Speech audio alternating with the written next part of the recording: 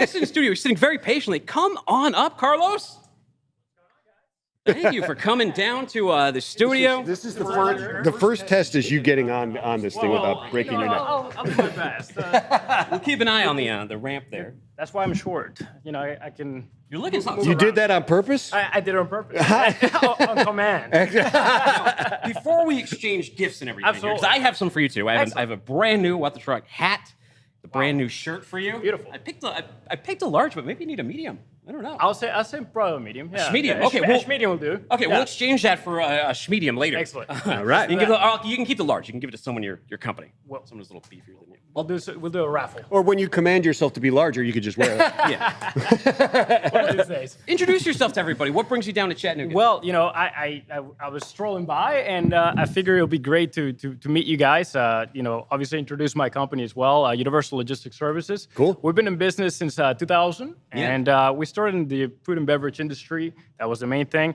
Our geographical location being in Birmingham, Alabama, made sense to make a turn into the automotive industry. Yeah. And we've grown tremendously, 800% in the last 8 years. Wow. And, Wow. yeah, so we're a mix of asset-based brokerage as well, and you know, it's just kind of exploded. We've been blessed with great success so far, and the main thing, what we do is we're a smaller company, but we have Fortune 500 solutions for our customers. Ooh. So they love the fact that we have a Southern hospitality, you know, so to speak, approach to it. And bless your heart. Exactly, bless your heart.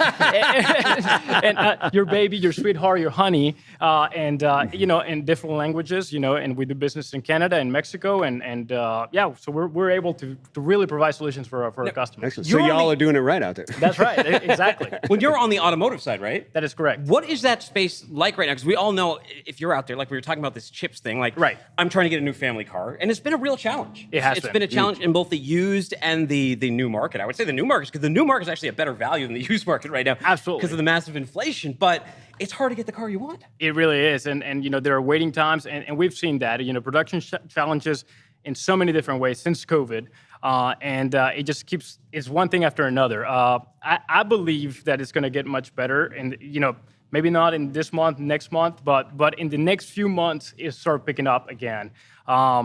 And the reason is because people want their cars. I mean, there's the demand is out there, and we really have to, you know, we're doing our job to push the industry to give the finished product to the customer. So it's a pain in the butt right now, and you know, I wouldn't want to get rid of my old car right now, but. Well, those incentives that bill they just Yeah. passed, they've suddenly made EVs really attractive by renewing all that stuff. I think you get almost $7,500 on an EV car. So if you wanted something like the Cybertruck, that was maybe $55,000, or like the Fords have been marked up so much. Like they were supposed to be like 40, but they're like 90,000 if you go into correct, and it's tempting, right? Yeah, Absolutely tempting. What do you think this will do to the market? Like this credit if it goes through? Well, I think it's definitely a huge incentive. The problem is the infrastructure, right? So if I want to go from Birmingham down to the beach, is the infrastructure there for me to be able to make it all the way without having to, you know, that's the biggest thing I'm seeing. Yeah. That could be the challenge.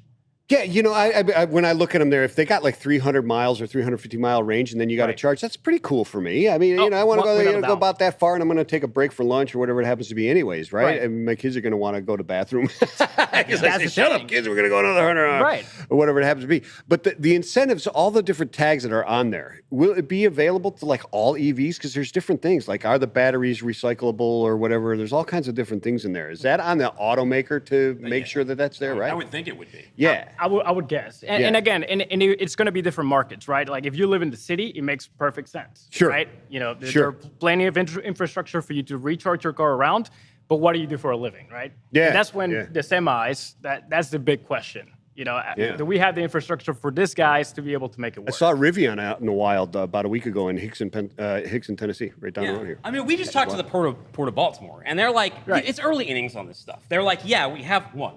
And we don't even have a charger yet. We're thinking of like where to put the charger in, how much time this would use, and then what it means when you scale it. And does it make more sense to create a charging network at a EV consolidation or sort of DC center, or putting them directly on the port? And that's where a lot of these places are right now. But the unfortunate thing is in California, you got to get clean by the end of the year. That is, I think that's pushing it, right? And, you know, big challenge for those guys out there. Luckily in the South, I think we have a little bit more time. But eventually, it's going to go that way, right? And it's just, I feel like it's inevitable. Hopefully, it'll be for the better. But it will take some time, in my opinion. Yeah.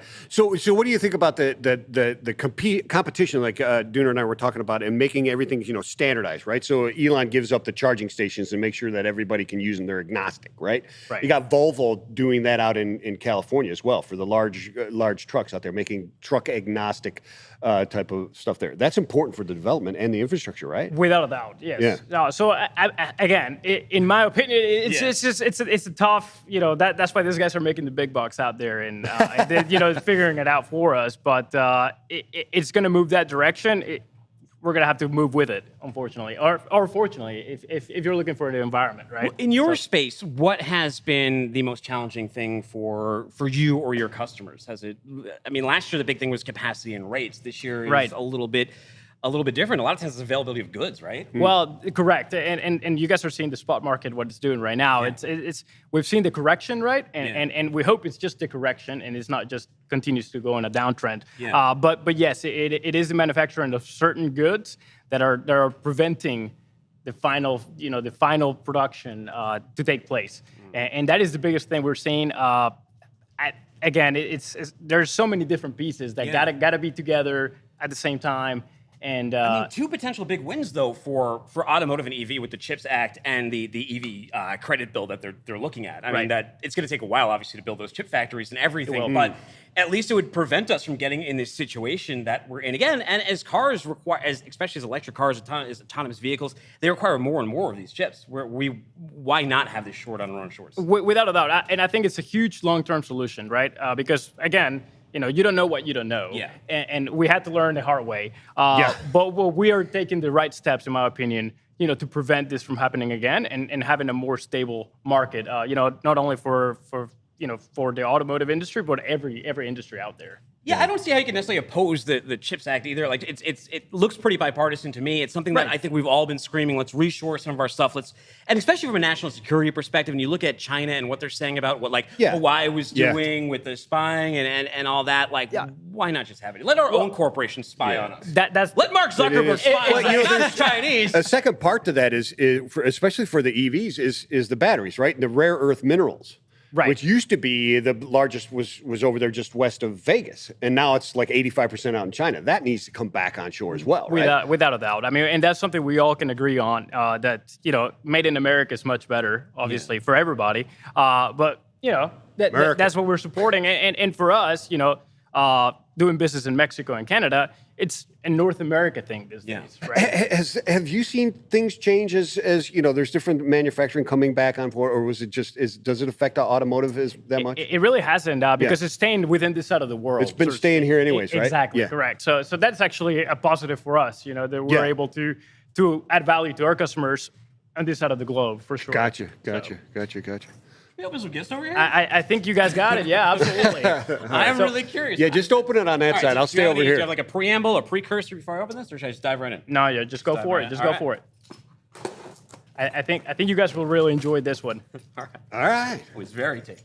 It's very taped. They did a good job packaging. Hey, we delivered on time. So do you have that family member that doesn't want to actually tear the Christmas wrapping and tries to save it and fold it and all that kind of stuff? No. They've moved on to gift bags, haven't they? They take like a half hour to open a present. They're big time on presents. They just tear the stuff up.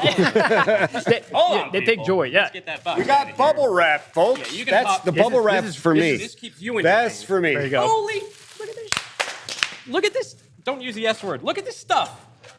Holy mackerel! Check this out. Wow. So, get a zoom on that, man. Get that the hero shot.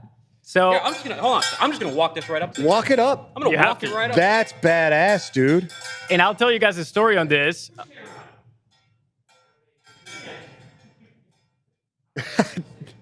All right, what's the story on it, man? Story on it. One of the owners of our company is a Mississippi State alum. Oh, okay. And I don't know if you guys know anything about absolutely. Mississippi State. The cowbells in Mississippi State. Cowbells is a thing. They tried to outlaw them. That's right. Right. Those things are so loud. This is called a battle bell. It's a battle bell. It's a battle Mississippi bell. State battle bell. Exactly. And so, they tried to do away with it like the Vuvuzela or Vuvuzela or whatever. Enemy The Vuvuzela, in the World Cup. Try to get rid of the Vuvuzela. Those things are loud, and so the company Battle Bell, I thought, man, these guys need their own the truck engraved Battle Bell, right? And I messaged the guys. I said, look, I'm going to be in this podcast. Can you have it done, by Friday? So you guys going to play dueling bells here? here? Let's have the news off. Well, we'll see. You can be louder. You use my old one. I'll try and use your new one. Okay, excellent. I bet you win, Dooner. Not even close. Not even close. It's not even close. This banger in here is metal. The clapper. It really is. The clapper. So, it's a different pitch, which just sharpens. It's a different pitch, which I think you guys needed. Yeah. I don't know. It's again made in America, made in Mississippi. Those guys finished it out really fast, and I was quite impressed with the delivery. I mean, that was awesome. That was fast. I love it. The battle. So I hope you guys really like it. I hope you guys enjoy it. I love it. Appreciate it very much. Here's the original one, and again, a little bit of a tradition from our company as well. So your tradition is giving cowbells on? No. So wow, what synergy? No, it's a battle bell from now all Mississippi. the customers are going to start calling me. Yeah. So one of our owners went to Mississippi State. Yeah. Huge Mississippi State fan, and he rings the bell every once in a while there in the office, and I figure you guys needed one. Yeah. So. I love it. Well, hey, thank you so much for coming Guys, down it's here. a pleasure. Thank you so much for having me. Thank you so much, man. It was a pleasure. Next time I'll try to be taller for this. Just command it. Yeah, I'll Make command it it next so. time. But Don't So let forget it be your your- parting gifts Thank you. right here. I'll be looking for the schmedium on the way out. Yeah. If you take a left in there may be a schmedium waiting. Excellent, guys. All right. Appreciate it. Thank you, brother. Guys, thank you, man. Thank you. Take it easy. Good time. Awesome. Wow. Awesome. The battle bell kills, man. They tried to outlaw those That thing is awesome. I'm gonna because put they're that so right there. loud.